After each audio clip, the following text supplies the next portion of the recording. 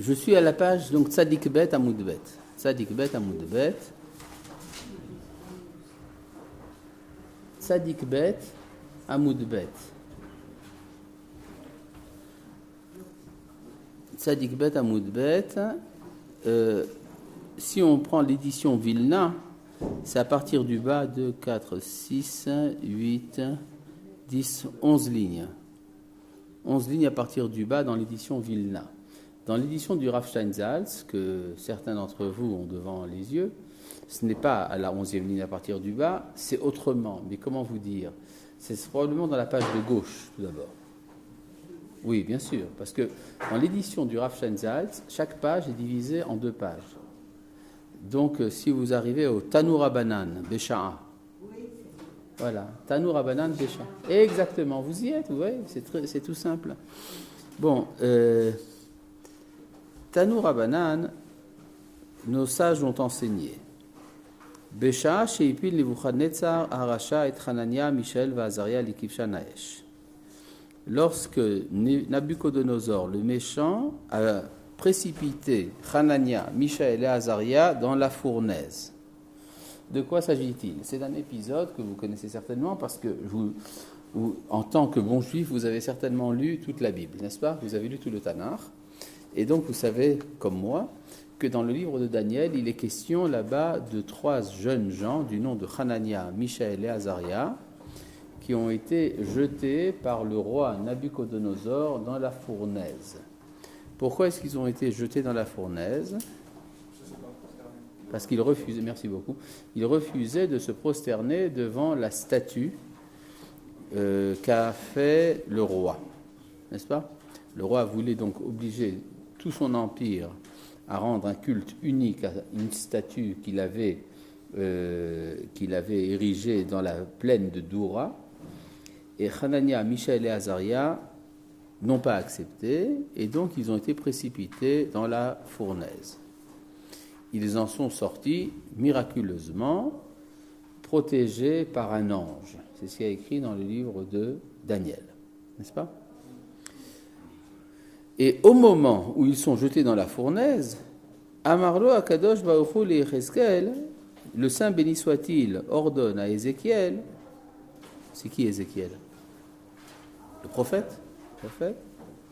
L'air ve'achaye metim bebikat Doura va ressusciter des morts dans la plaine de Doura.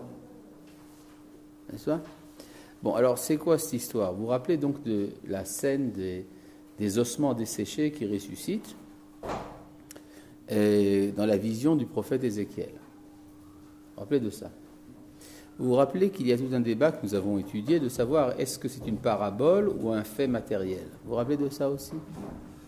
L'opinion dominante est que c'est une parabole et que ça représente la résurrection nationale du peuple juif qui revient sur sa terre. Jusque-là, vous suivez ? Très bien. Eh bien, au moment où ça se passe, c'est le moment le plus bas. C'est-à-dire cette vision apparaît au moment où on en est au plus bas. C'est quoi le moment où on en est au plus bas ? Quand on jette des juifs dans la fournaise. N'est-ce pas ? C'est à ce moment-là que se prépare le retour. Saisissant, n'est-ce pas ? Ça veut donc dire qu'il y a un temps qui est l'essence même de la galoute, c'est-à-dire la tentative d'extermination par le feu, et de ces cendres, le peuple juif ressuscite. D'accord ? C'est ça l'image qui est donnée ici par la Gemara. Baruch atah Adonai, Eloheinu melech haolam, she'akol nihiyah b'doro. C'est un peu comme l'histoire avec Rabbi Akiva et Saint David. Il a vu le fait qu'il a sculpté.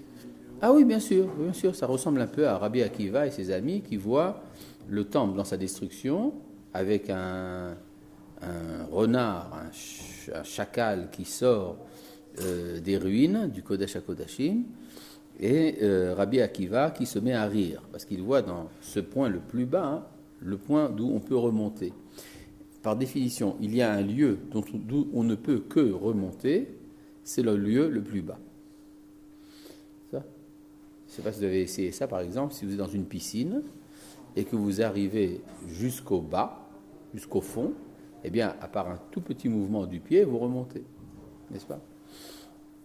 Donc, en fait, ce qui se passe là, à ce moment-là, viennent les Ézéchiel ressuscite les ossements. Kevan shecheya otam, puisqu'il les a ressuscités, baou atzamot, les ossements sont venus, vetafrulo leoto racha al panav, et ont frappé ce méchant sur son visage. Comment c'est-il qu'il y avait des ossements chez le roi? Oui, bien sûr.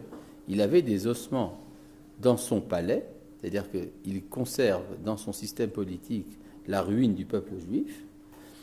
Et alors, il voit brusquement ces ossements. Amar, mativan chez les loups. Il dit, mais quelle est la nature de ces choses-là? Amroulo haveren chez les loups, mechaye metim bevikadura. Leur ami est en train de ressusciter des morts dans la plaine de Doura.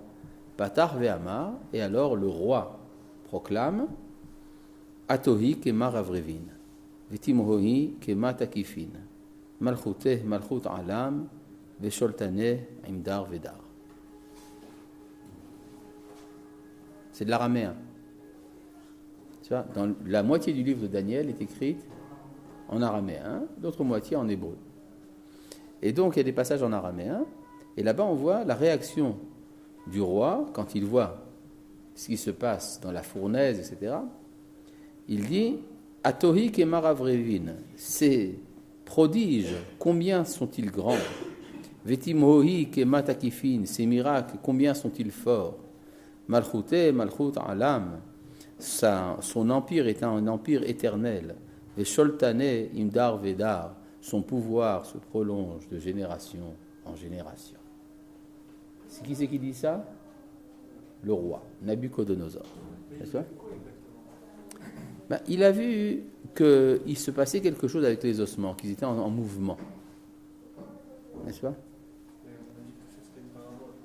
Oui. Ça veut dire qu'il se rend compte que le peuple juif est en train de revenir. Effectivement, quand il y a le retour d'Israël sur sa terre, les premiers à se rendre compte de l'ampleur du phénomène sont ceux qui sont à l'extérieur, pas ceux qui sont à l'intérieur. C'est-à-dire les goïms. Par exemple, dans le livre de Tehillim, on dit Beshuv Hashem et Shivat Zion, Aïnu kecholmim. Lorsque Dieu ramène les captifs de Sion, nous sommes comme des rêveurs. Az Yomru Bagoïm, Yigdil Hashem Lasot Imele. C'est alors que parmi les nations, on dira Dieu a fait de grandes choses avec ceux-là. Et la suite, Yigdil Hashem Lasot Imanu. Alors nous dirons Dieu a fait de grandes choses avec nous. Haïnu Semechim, nous nous en réjouissons. Ce qui veut dire que quand on vit un événement, on ne se rend pas compte de l'ampleur de l'événement. C'est le principe du En Baalanes Makir Benisso. Celui qui vit un miracle ne se rend pas compte du miracle. C'est celui qui est à l'extérieur qui voit le miracle. N'est-ce pas? Et donc, il faut d'abord passer par l'extérieur, les goïms. Quand les juifs ouvrent la radio, ils se demandent qu'est-ce que les goïms ont dit aujourd'hui. Ils entendent à la radio que les goïms ont dit que Dieu a fait de grandes choses avec nous. Ah, si les goïms le disent, alors nous sommes d'accord. Finalement, donc les juifs aussi sont d'accord de reconnaître l'ampleur de l'événement. Et finalement, ça arrive à tel point que même les religieux sont d'accord. Et en fin de compte, même les rabbins. D'accord? Mais ça commence d'abord par les goïms. Après les juifs, après les religieux, après les rabbins. C'est-à-dire finalement, on s'en rend compte. Ça, c'est le principe. Donc, on voit ici que ça commence par les goïms. Effectivement, il y a des goïms qui disent ces choses-là. Il y avait un goï en France du nom de Jean-Paul quelque chose, un existentialiste. Et vers la fin de sa vie, il a dit, Sartre, à son élève Béni Lévy, il lui a dit, tu sais, mon système, ça ne marche pas. Mais d'ailleurs, il peut y avoir une catastrophe mondiale, une troisième guerre mondiale qui menace la paix du monde. On ne sait pas très bien où tout ça va. Mais il y a un espoir. C'est le peuple juif. Grâce à son monothéisme et sa foi dans le messianisme et le monde à venir. C'est ça qu'il a dit, oui? Oui, oui. Mais Sartre n'avait pas fait Teshuva. D'accord? Et ce qui est intéressant, c'est que Est-ce qu'on peut se demander, est-ce que Sartre, qui était athée, a commencé à être croyant? Certainement pas. Il était resté athée. Mais il affirme que l'espoir du monde, c'est le monothéisme des Juifs. Ça veut dire en fait que l'athéisme n'est pas une prise de position philosophique. L'athéisme, c'est une forme d'existentialisme en vérité. C'est-à-dire, l'athéisme est un existentialisme. C'est-à-dire que quelqu'un qui vit avec Dieu, c'est un croyant. Quelqu'un qui vit sans avoir besoin de Dieu, c'est un athée. C'est pas une décision, si vous voulez, dans l'absolu. Eh bien, c'est un peu ça qui se passe là. Il y a des gens de l'extérieur qui, eux, voient l'ampleur du phénomène. Il y a un midrash extraordinaire dans le Avot des Rabbi Nathan. Vous connaissez Avot des Rabbi Nathan? Avot des Rabbi Nathan, c'est un texte parallèle à Masechet Avot, beaucoup plus long, un texte très très long, qui a été écrit par Rabbi Nathan ou ses élèves. Rabbi Nathan était en fait l'associé de Rabbi Yehuda Hanassi dans la rédaction de la Mishnah. Dans le chapitre 30, il parle du passage de la mer Rouge. Alors il montre ça comme ça. Il dit, lorsque les enfants d'Israël sont arrivés au bord de la mer, Moshe a levé son bâton et la mer s'est ouverte. Et il leur a dit, levez-vous et passez. Kumu ivru. Et les Hébreux ont répondu, on ne peut pas, c'est boueux. Et vous comprenez qu'il y a derrière, il y a l'armée du Pharaon menaçante qui va les massacrer. Et Moshe leur dit, voilà, vous pouvez passer. Il dit, non, mais il y a de la boue. Et alors Moshe fait la prière pour que la boue sèche. Et la boue a séché. Et il leur a dit, passez. Ils ont dit, non, on ne peut pas parce que ce n'est pas droit. C'est vrai que c'est sec, mais c'est sinueux. Et Moshe a prié pour que le terrain devienne plat. Et le terrain est devenu plat. Il leur a dit, ben maintenant, levez-vous et passez. On dit, oui, mais ce n'est pas granuleux. Et Moshe a prié pour que le terrain plat devienne granuleux. Il leur a dit, passez. Ils se disent, mais on ne peut pas. Etc. Et là-bas, j'ai compté, il y a une quinzaine d'exigences des enfants d'Israël.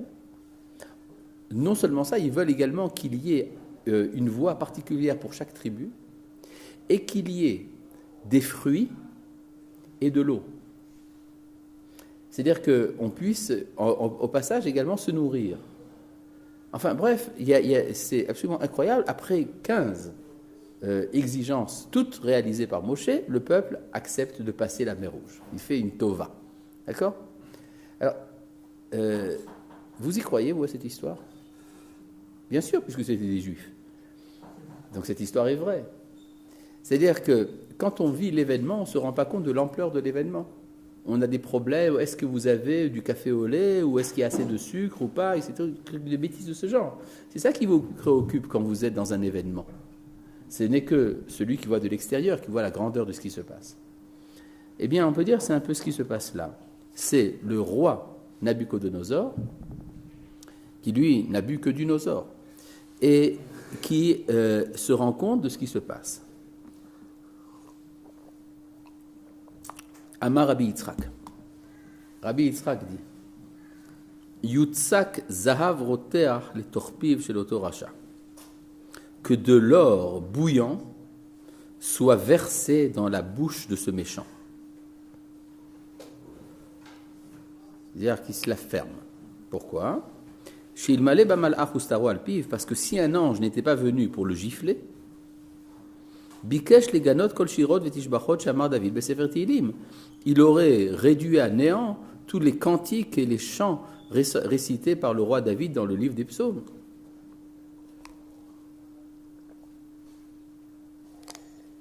C'est-à-dire qu'on est très embêté quand les goïms se rendent compte de choses qui leur font louer Dieu et que nous n'arrivons pas à nous en rendre compte.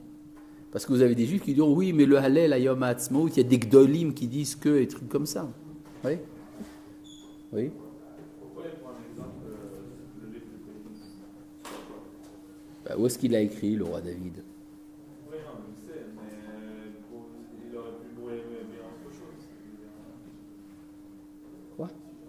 Il dit si il y avait si un ange n'avait pas giflé le roi, c'est-à-dire qu'il ne l'avait pas fait arrêter, il aurait continué à faire des louanges. Et ces louanges auraient été plus grandes que celles du roi David dans le livre de Télim. Voilà, d'accord. Bon.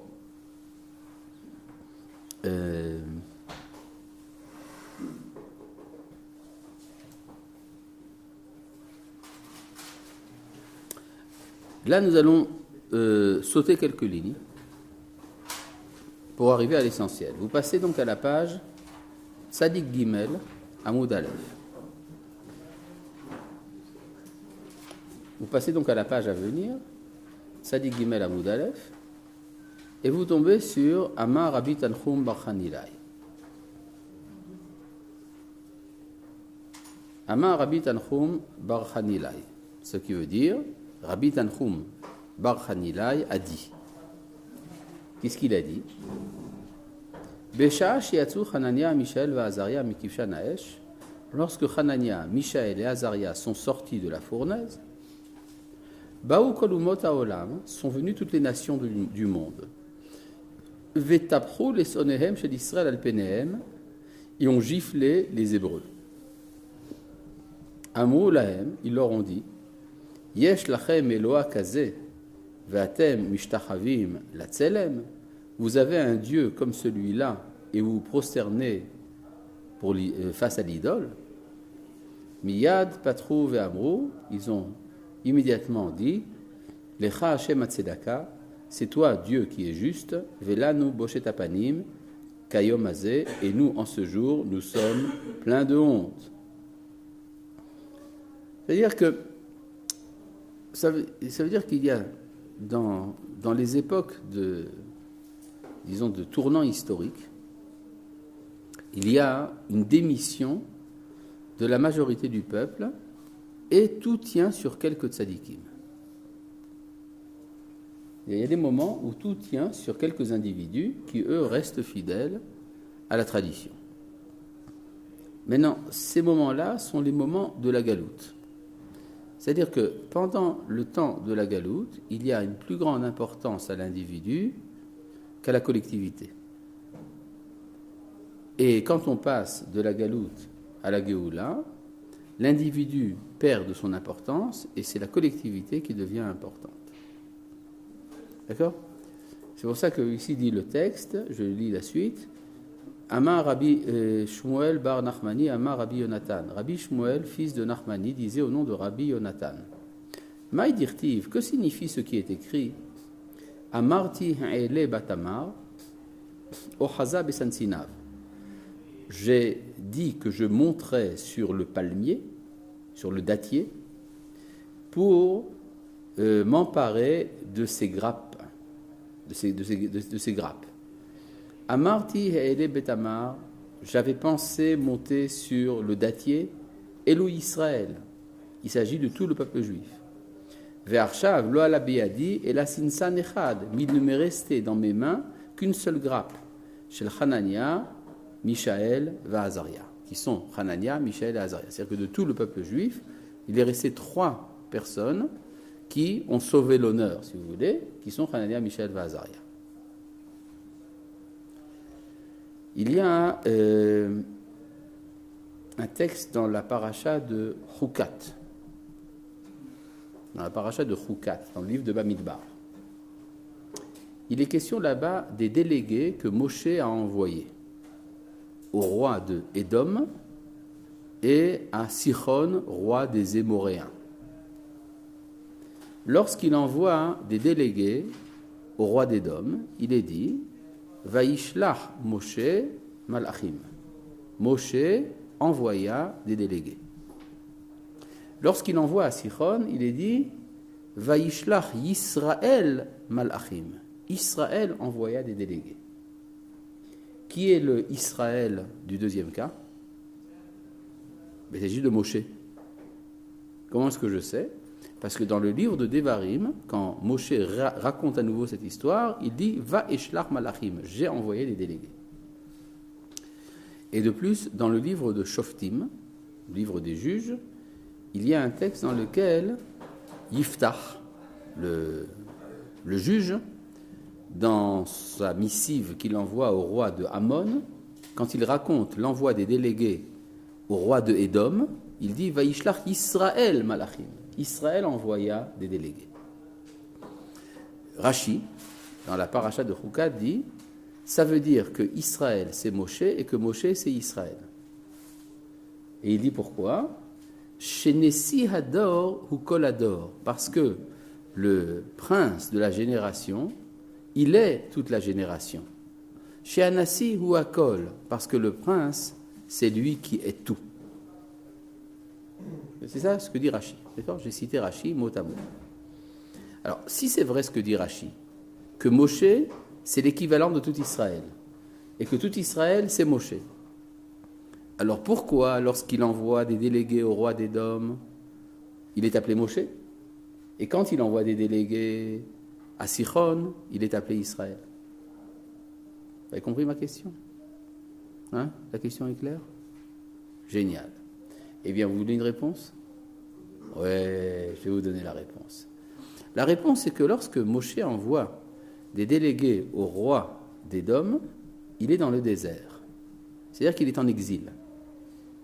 Quand on est en exil, ce qui est important, c'est la personne du tzaddik. C'est lui le pilier sur lequel tout repose. Donc on dit « Vaishlach Moshe ». Tandis que quand il s'approche du pays de Sichon, c'est à l'entrée d'Eretz Israël. Et donc, en Eretz Israël, la personnalité individuelle du tzaddik est estompée au profit du klal. Et donc, c'est en tant qu'émanation du klal que Moshe envoie des délégués. Vous avez compris ? Mais non, c'est très grave ce que je dis là, parce que ça veut dire que lorsque on passe de l'exil à l'entrée en Eretz Israël, il y a une transformation que les tzaddikim doivent passer. Il peut y avoir un tzaddik qui a l'habitude d'être le tzaddik du temps de l'exil. Et donc les critères du comportement de tzaddik, il les connaît, mais de l'exil. Il n'est pas adapté à la nouvelle forme d'identité et donc de comportement qu'implique le retour.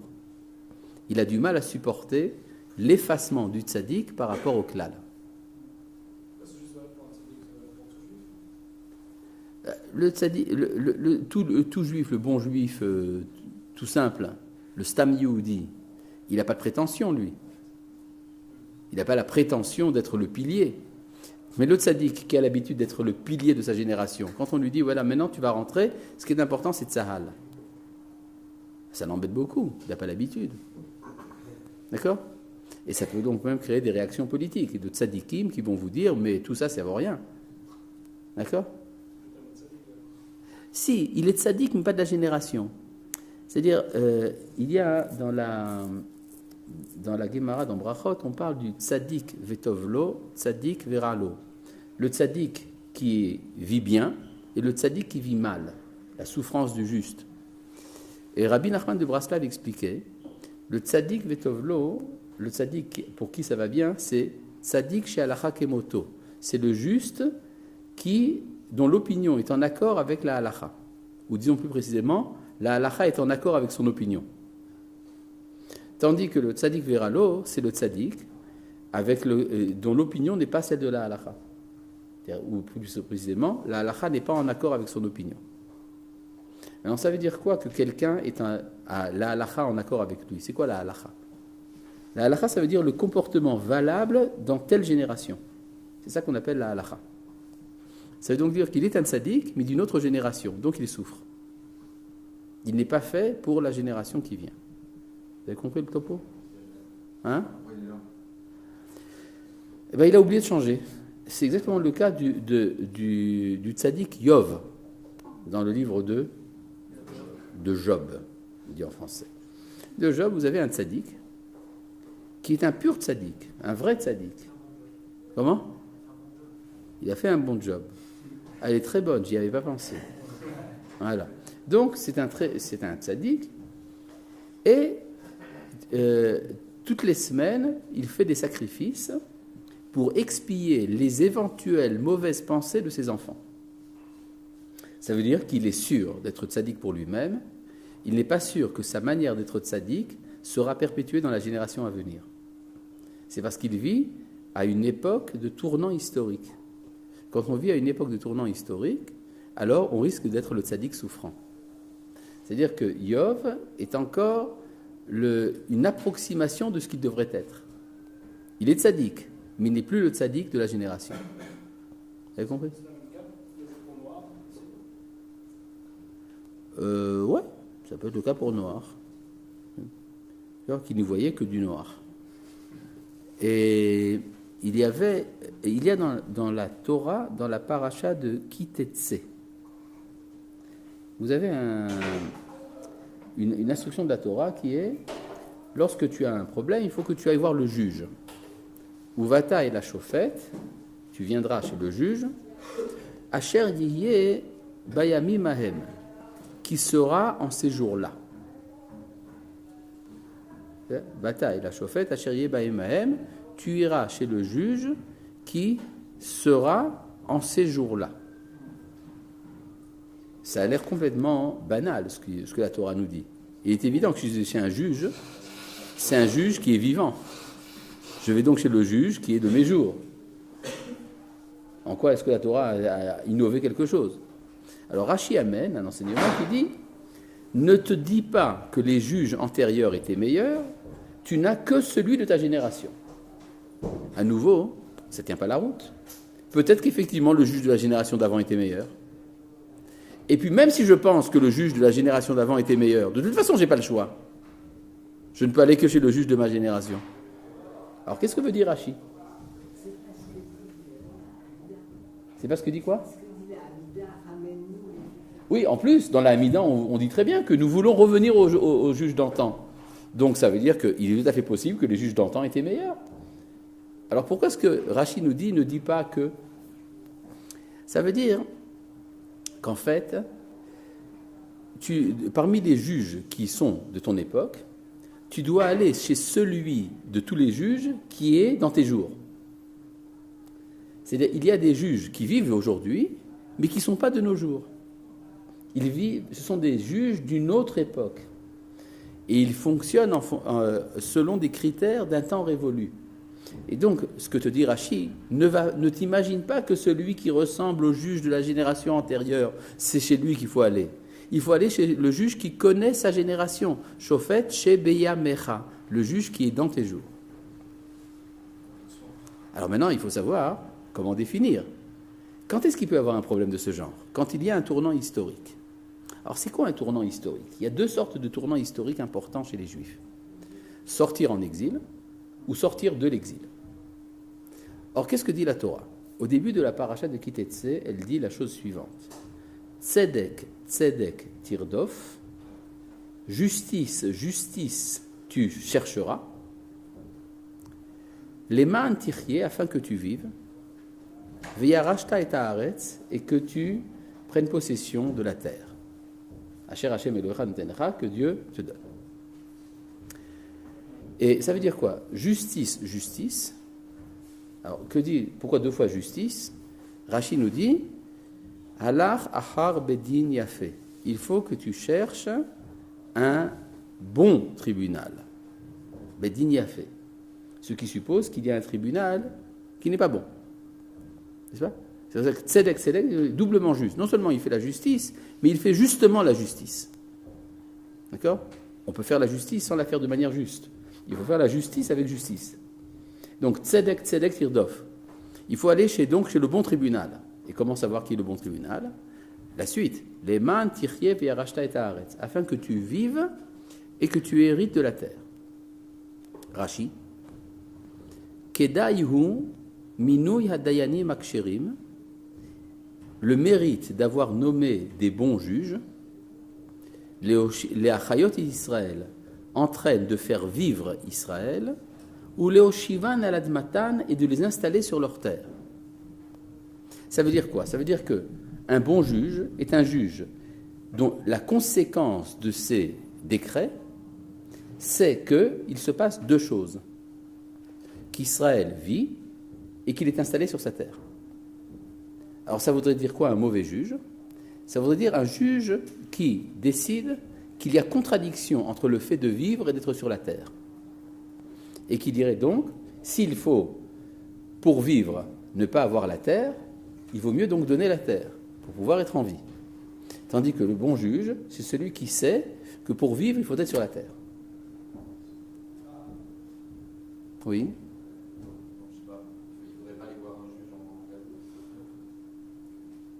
Bien sûr qu'on peut aller voir un juge en galoute. Mais le juge en galoute, il n'a pas de problème d'installer Israël sur sa terre. Il est là, il n'est pas sur la terre. Mais non, ça peut être un juge qui empêche d'aller sur la terre. Je vais donner un exemple de ça, un exemple historique. Il y avait à Prague, il y a 350 ans à peu près, il y avait un groupe de familles qui avait décidé de monter en Eretz Israël. Avec les enfants, les vieillards, les femmes, tout ça. Ils s'étaient organisés et le Beit Din de Prague leur a interdit de partir. Pourquoi ? Parce que vous allez, le voyage sera pénible pour les enfants en bas âge. Donc, vous n'avez pas le droit de partir. Qu'est-ce qu'ils ont fait, les familles en question ? On ne peut pas transgresser l'ordre du Beit Din. Le Beit Din a interdit d'aller en Eretz Israël. D'accord, mais il n'a pas interdit de sortir de Prague. Alors, ils sont sortis de Prague. Une fois sortis de Prague, ils ne sont plus sous l'autorité du Beit Din. Ils envoient une question à un des grands maîtres de l'époque, le Rav Yonah Brandsdorfer, pour lui demander est-ce que nous devons écouter le Beit Din ou pas ? Et le Rav Brandsdorfer leur répond mais pas du tout, parce que nous n'avons pas de devoir de respecter le Beit Din plus que nous devons respecter nos parents. Or, quand nos parents nous disent de ne pas accomplir une mitzvah, on ne doit pas les écouter. Donc si le Beit Din vous a dit de ne pas monter en Eretz Israël, vous y allez quand même. D'accord ? Cette affirmation-là de vivre, il faut être sur la terre. Oui. Ça ne tient pas à une époque particulière. Oui, mais ça tient à une époque où le problème se pose. Or, ça ne se pose pas à toutes les époques. D'accord ? Par exemple, du temps de Rashi, la question ne se posait pas tellement. N'est-ce pas ?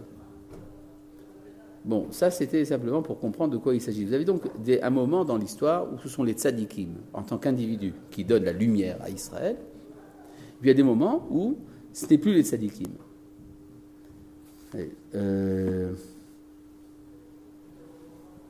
Maintenant, je continue la suite.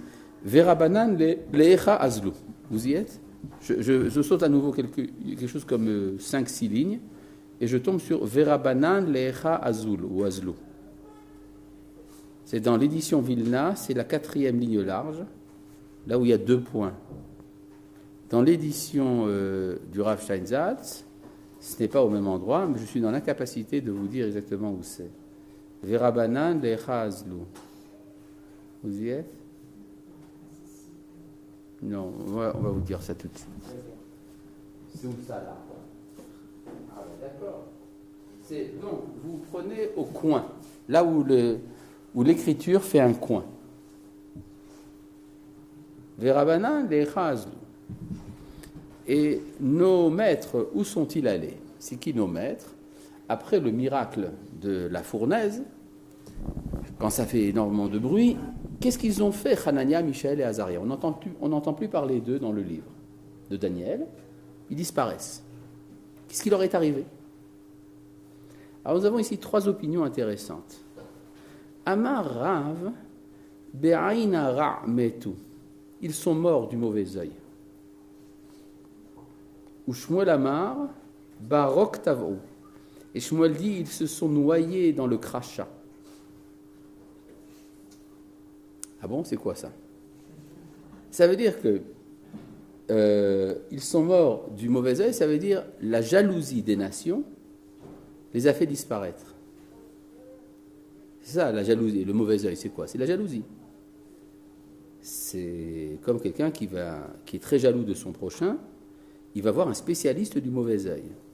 Et il lui dit, est-ce que tu ne peux pas jeter le mauvais œil sur le champ de celui-là là-bas ? Il dit, qui c'est celui-là ? Celui-là là-bas, en haut de la montagne. Où ça, en haut de la montagne ? Entre les 2 arbres là-bas, tu vois bien ? Il dit, tu vois si bien que ça, toi ? Il devient aveugle. D'accord ? Et donc, c'était une vanne, évidemment. Il y a Shmuel qui nous dit qu'ils sont morts dans le crachat. C'est-à-dire quand les nations ont craché au visage d'Israël, ils se sont noyés dans le crachat. Ça veut dire quoi ? C'est la honte qui tue. D'accord ? On dit qu'aujourd'hui, la honte ne tue plus personne. Il fut une époque où la honte tuait. Ve Rabbi Yochanan Amar, et Rabbi Yochanan a dit qu'ils ont fait autre chose, Hanania, Mishaël et Azaria. Alou l'Eretz Israël.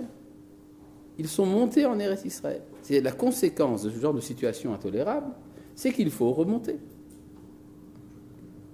Venas'u Nashim, ils ont épousé des femmes. Veolidu Banim ou Banot, et ils ont engendré des fils et des filles. Ketanae, ce débat entre Rav, Shmuel et Rabbi Yochanan, se retrouve également chez les Tanaïm, qui sont antérieurs. Rabbi Eliezer Omer, Be'ain Aram et tout. Rabbi Eliezer disait qu'ils sont morts du mauvais œil. Rabbi Yoshua Omer Barok Tavu, Rabbi Yoshua dit qu'ils se sont noyés dans le crachat. Et Chachamim Omrim, et les sages disent, Alou l'Eretz Israël, Venaseu Nashim Volidu Banim ou Banot, etc. Et puis après, je saute 2 lignes et j'arrive à Vedaniel. Et Daniel, qu'est-ce qu'il est arrivé à lui, n'est-ce pas? Vedaniel et Hanazal. Parce que tout ça c'est raconté dans le livre de Daniel. Et donc Daniel était présent lors de cette histoire de la fournaise. Après la fournaise, qu'est-ce qui lui est arrivé à Daniel? Amar Rav. Alors là, nous avons également 3 opinions sur ce qu'a fait Daniel. C'est quoi Daniel? Daniel, c'est le juif de cour. C'est-à-dire c'est celui qui assure la protection juridique et l'autonomie juridique des Juifs pendant le temps de l'exil. Il est vice-roi. Pas n'importe qui, Daniel. Amar Rav disait qu'il était parti, les Michra Nahara Rabba Bitveria, pour creuser un grand canal près de Tibériade. Rava a quitté, selon Rav, Daniel a quitté Babylone, Babylone, pour aller creuser un canal près de Tibériade. C'est absolument incroyable ce qu'a dit la Guémara. C'est quoi creuser un canal près de Tibériade? Vous savez qu'il y a un canal comme ça aujourd'hui, ce qu'on appelle le Movila Arti. C'est qu'une très grande partie de l'irrigation du pays d'Israël aujourd'hui, c'est grâce à un canal qui sort du lac de Kinneret et qui distribue de l'eau dans tout le territoire, jusqu'au Negev. C'est-à-dire, en fait, ce qu'est parti faire Daniel, il est allé faire du sionisme terrestre.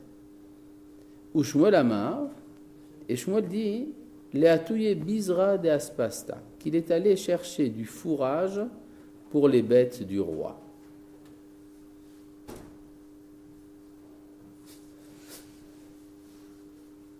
C'est à quoi sert un juif de cour? S'il reste en galoute, il s'occupe de l'économie. Il va s'occuper du fourrage des bêtes du roi.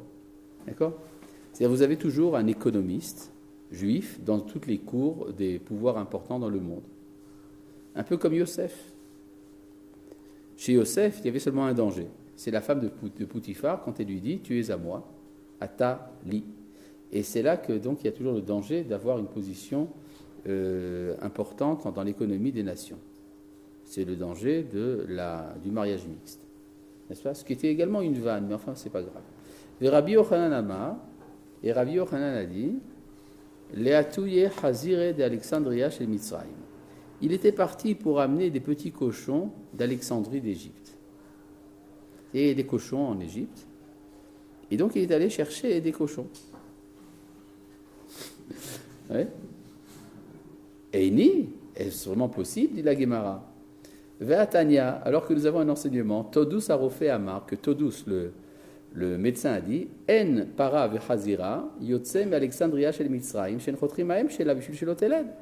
On n'a jamais vu une vache ou une truie sortir d'Alexandrie d'Égypte à laquelle on n'enlève pas sa matrice pour qu'elle ne puisse pas enfanter. Zoutreaïte, Beloda Atayou, il a amené des tout petits sans qu'il s'en rende compte. C'est-à-dire qu'il a passé la douane avec des tout petits cochons et donc personne n'a fait attention. Vous y croyez, n'est-ce pas? C'est marqué, donc c'est vrai. Ouais. C'est quoi l'histoire des cochons d'Alexandrie? D'abord, c'est quoi Alexandrie? C'est la capitale de l'Égypte dans l'Antiquité, n'est-ce pas? C'est vrai que ça a été fondé un peu après Daniel, mais enfin, les anachronismes ne dérangent pas la Guémara. Ça veut dire que l'Égypte, c'est le lieu d'où tout vient. Israël vient d'Égypte. Et parfois il faut renaître, il faut se ressourcer, et donc il faut recommencer avec l'Égypte. Les Havdil, les chrétiens, quand ils ont voulu réinventer l'histoire, ils ont fait descendre leur fondateur en Égypte pour l'en faire sortir à nouveau. Et pour dire, il n'y a plus besoin de peuple juif, il y a un individu qui remplace le peuple juif. D'accord ? Donc il l'envoie en Égypte. Comment ? Ah ben oui, ça s'appelle la fuite en Égypte, c'est le grand truc ça dans les évangiles, ils ont plein de trucs comme ça. Et donc il y a Jésus qui part en Égypte, il est persécuté, il revient d'Égypte parce que Dieu a dit c'est d'Égypte que j'ai appelé mon fils, donc c'est l'histoire-là, enfin, un truc comme ça, absolument incroyable. Mais il y a du vrai là-dedans. Le vrai là-dedans, c'est qu'il y a des moments où il faut renaître. Or, le moment où ça se passe, cette histoire de Hanania, Mishaël et Azaria, c'est le moment d'une renaissance. Donc il faut partir en Égypte. Il faut partir en Égypte pour revenir. D'accord ? C'est ça les cochons. C'est quoi ? D'abord, c'est quoi un cochon ? Un cochon, la Guémara nous dit ailleurs que c'est l'animal le plus riche du monde. Parce qu'on se sert de toutes ses parties. Let atir mechazira. Toutes les parties du corps du cochon sont utilisables. Hein ? Tout est bon dans le cochon, n'est-ce pas ? Y compris d'ailleurs, il y a un tire-bouchon d'ailleurs qui est à ceux qui est ajouté en bonus, etc. Donc, c'est ça que ça veut dire. Daniel comprend qu'il faut faire une renaissance, et donc il parle à part. D'ailleurs, c'est peut-être pas pour rien, c'est certainement pas pour rien, que le grand maître de la Kabbale dans les derniers siècles, le Hari, a commencé son étude en Égypte, dans une cabane auprès du Nil, et qu'après il est revenu en Eretz Israël. Ça ? Oui ? Je sais pas où j'ai vu ça, mais j'ai vu que le cochon, c'était le symbole de l'Occident. Non, le cochon, c'est Rome.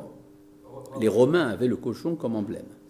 Parce qu'il dort les pattes en l'air. Oui, non, c'est Rome, et après c'est la chrétienté. Si vous voulez faire venir des cochons en Égypte, ils ne peut-être pas faire rentrer l'Occident en Orient. Ah, je sais pas, c'est pas impossible. Oui. Bon, oui. Un cochon, ça peut être un sanglier, enfin bref, peut-être c'est possible. Bon, continuons. Tanour Rabanan, nos sages ont enseigné. Shlosha ayu beota etza. 3 ont été d'accord d'un même conseil. Qui sont les 3 ? Akadosh Baruch Hu, le Saint béni soit-il, Daniel, Nebuchadnezzar et Nabucodonosor. C'est-à-dire les 3 ont été d'accord de faire la même chose. Akadosh Baruch Hu Amar, le Saint béni soit-il a dit, Neizil Daniel Meacha, il faut que Daniel parte d'ici. C'est-à-dire, lorsqu'il y a eu l'événement de Hanania, Mishaël et Azaria, Dieu a dit qu'il faut que Daniel ne soit pas présent. Pourquoi ?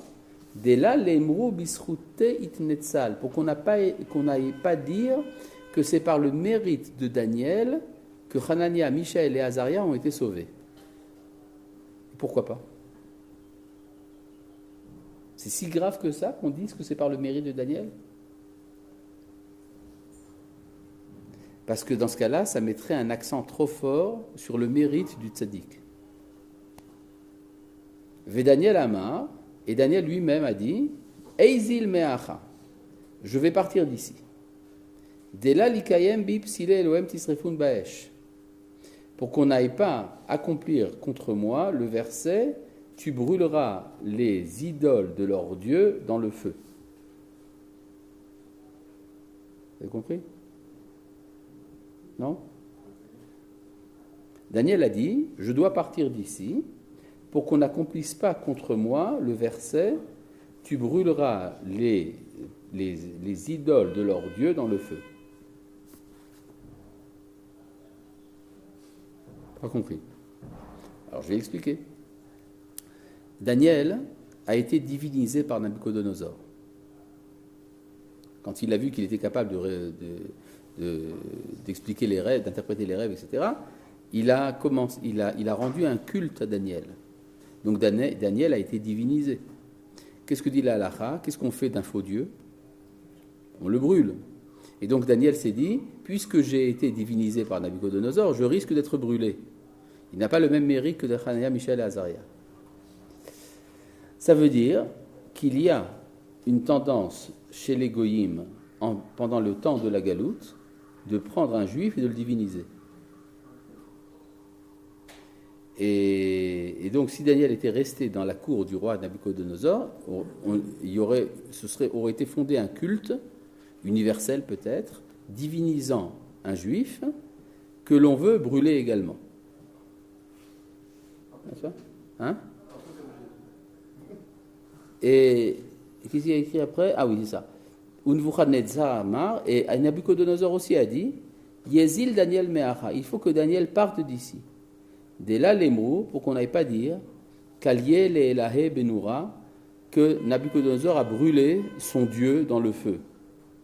Ou Minaïn de Sagidle, comment nous savons qu'il lui a rendu un culte, dirtiv, ainsi qu'il est dit, Bedaïn, Malka, Nebuchadnezzar, Nafal, Alanpoi, Ul Daniel Segid. C'est alors que le roi Nabuchodonosor tomba sur sa face et se prosterna à Daniel et dit de lui amener des offrandes.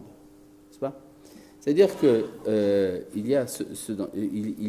on voit ici dans la Guémara la tension qu'il y a entre la centralité du tzaddik pendant le temps de la galoute et la nécessité d'effacer le rôle central du tzaddik pour pouvoir sortir de la galoute. D'accord? Tout ça c'est dit d'une manière extrêmement diffuse par la Guémara, mais en fait c'est très clair quand même. D'accord?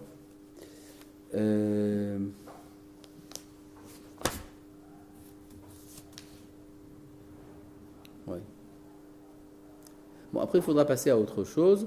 La prochaine fois, notre étude sera sur un texte dans la page Tzadik Dalet. Ceux qui photocopient, qui sachent que c'est dans la page Tzadik Dalet Amoud Aleph que nous allons nous concentrer la prochaine fois.